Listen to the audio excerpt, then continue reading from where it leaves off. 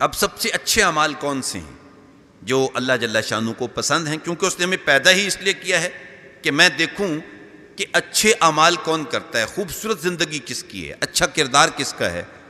تو اس پہ ایک حدیث پاک جو معروف ہے سماعت کر لیں۔ آقا کریم صلی اللہ علیہ وسلم سے پوچھا گیا ای الاعمال احب الی اللہ، آقا یہ تو ارشاد فرمائیں کہ اللہ جل شانہ کو سب سے زیادہ پسند آنے والا عمل کون سا ہے؟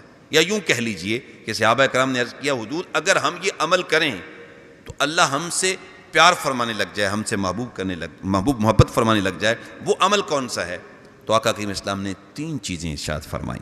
فرمایا نمبر 1 الصلاۃ علی وقتہا، نماز 5 گانا اس کے مقرر اوقات میں ادا کرنا، یہ اللہ کو سب سے زیادہ پسندیدہ عمل ہے، کیونکہ اس سے انسان اس کی دہلیز پہ جب پیشانی جھکا دیتا ہے تو وہ اپنی نفی کر دیتا ہے اور پھر اس کو مان لیتا ہے، اور چونکہ اس کا حکم ہے تو اس لیے سب سے اچھا عمل۔ عرض کیا گیا حضور اس کے بعد سب سے اچھا عمل کون سا ہے؟ فرمایا وبالوالدین احسانا، اپنے ماں باپ کے ساتھ حسن سلوک، ان سے محبت، ان کی اطاعت، اپنے ماں باپ کی خدمت، ان کی عزت، ان کی تکریم، یہ نماز کے بعد سب سے اچھا عمل ہے۔ عرض کیا گیا حضور اس کے بعد؟ تو فرمایا اللہ کے راستے میں جہاد کرنا۔